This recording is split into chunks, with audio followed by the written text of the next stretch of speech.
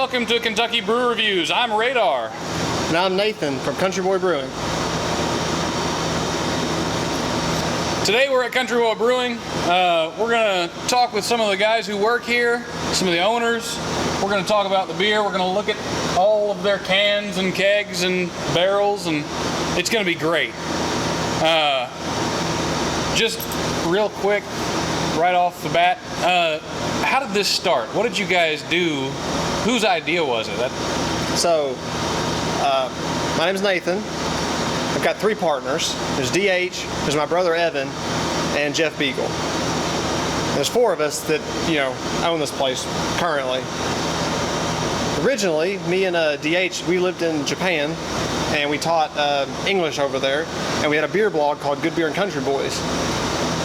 And we started hanging out at breweries, doing kind of like a blog thing. And then one day when we go back to America, we could do this and not get real jobs. And here we are. Here you are. So, what kind of a capacity do you guys have? Like, how much beer do you make?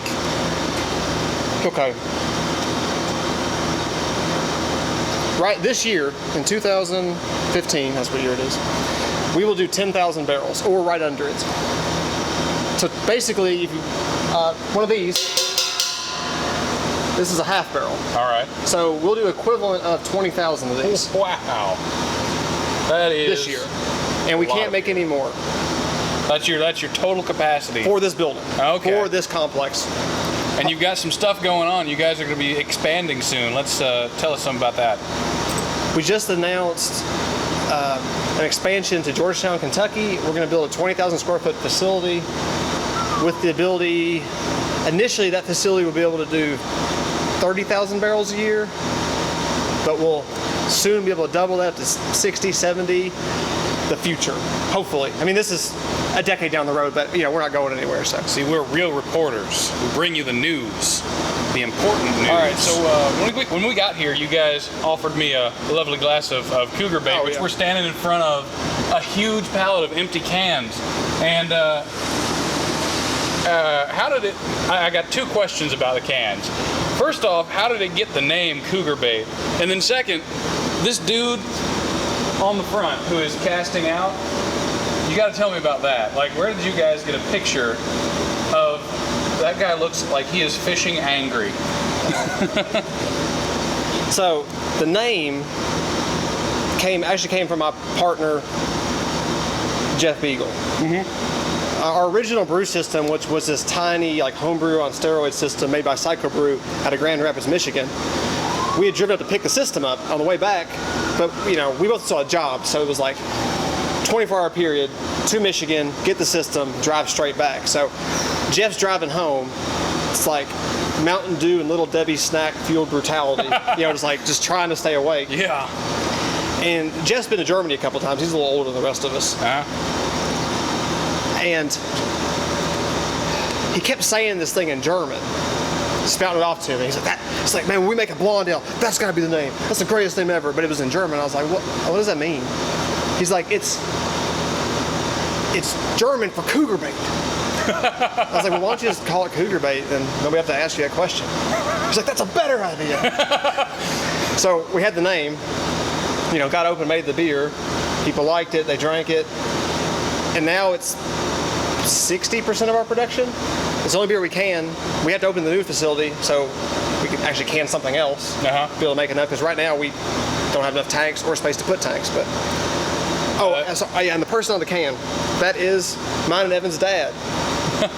We had this picture we liked, but we didn't want to pay for it, so we made him come up, took him to Jacobson Park, Jacobson Park in Lexington, Kentucky, and put a sinker on the end of that fishing pole and made him cast like 70 times. But it wasn't looking good, so I was holding the little, what do you call those things for the cameraman, the sun blocker. Yeah. I was yelling at him the entire time. I was like, let me hear you cast. Let me hear it. So he's over there, like, "Ugh." He looks like you can hear him casting. And we got that picture out of 100 shots we took. One of them actually turned out okay. He looks like he is going to get a fish. whether he has to kill it himself or not. But yeah, that's a cool can and a cool story. Now we'll move over to and look at some of the barrels. Oh yeah. And check out some of your other production stuff. Sounds good. And continuing our tour of Country Boy Brewing, we're over here at these barrels. What's inside these barrels?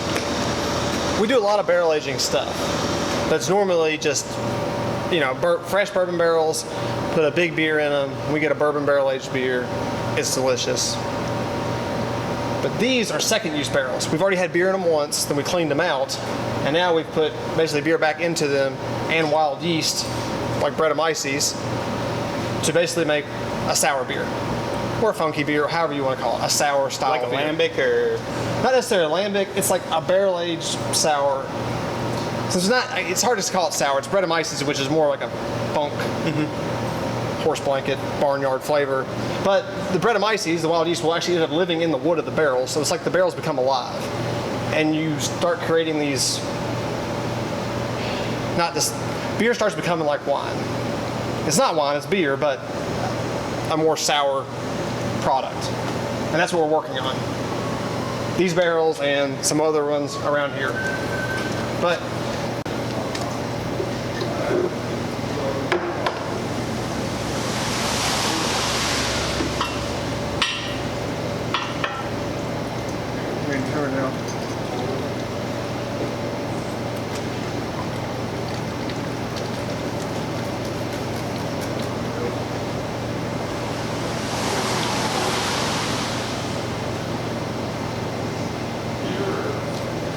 go.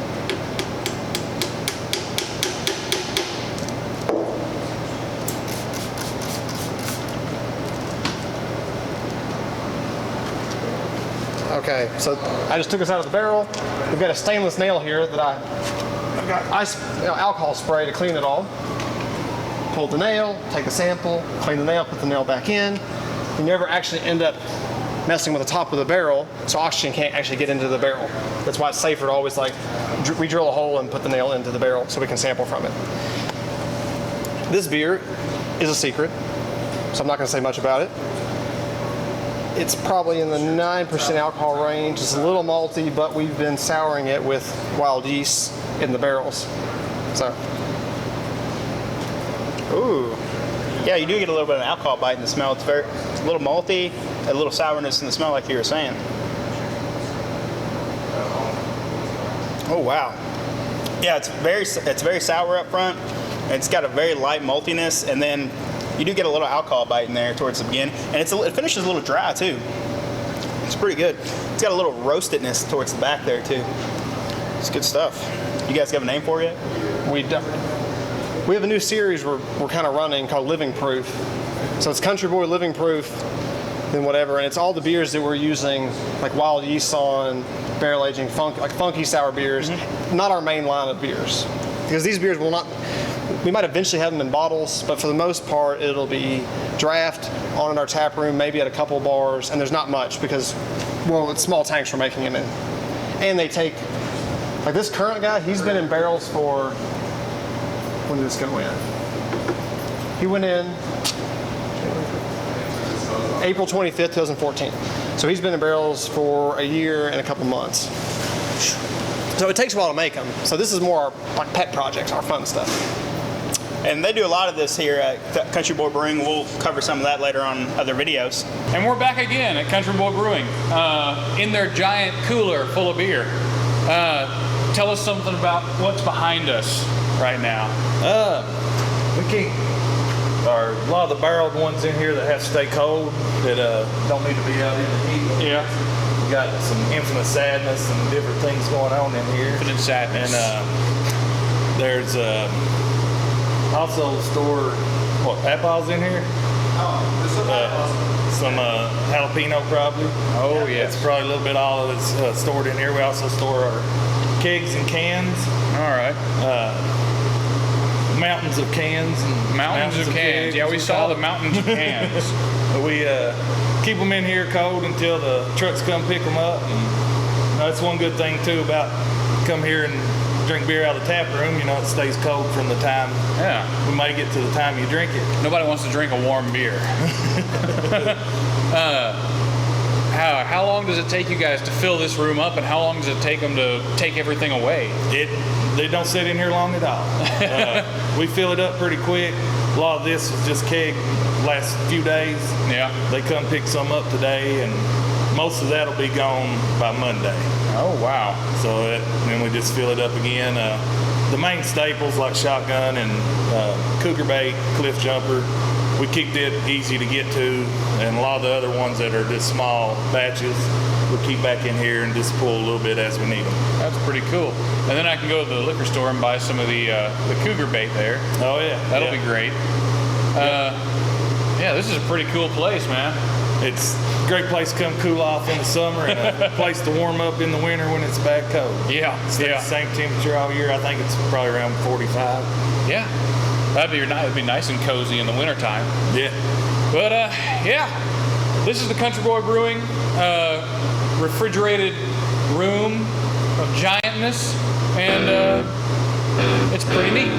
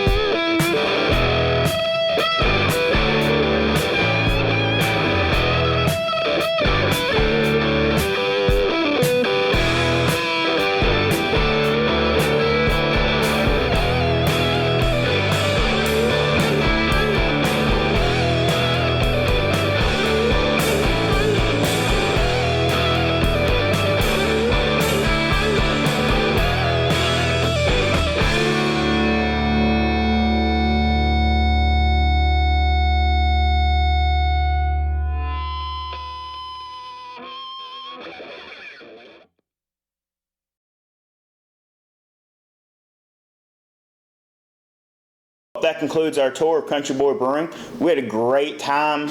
They're an amazing brewery. They do a great job. They make great beers. Probably some of the best, definitely one of the best local beers here in Kentucky. Probably one of my favorite beers of all time. Really looking forward to some of the future beers they put out. I just want to thank some of the guys out there for treating us so well while we were out there. This is our first time doing something like this, and we were super excited for it. Go ahead and thank Nathan, Daniel, Big Steve, DH, Evan. We had a great time. Like I said, we can't wait to do some of your other beers in the future. And I want to thank you guys for watching out there. And if you want to see other stuff on our channel, you can leave a comment down below. Don't forget to subscribe. I'm Special K, and thanks for watching.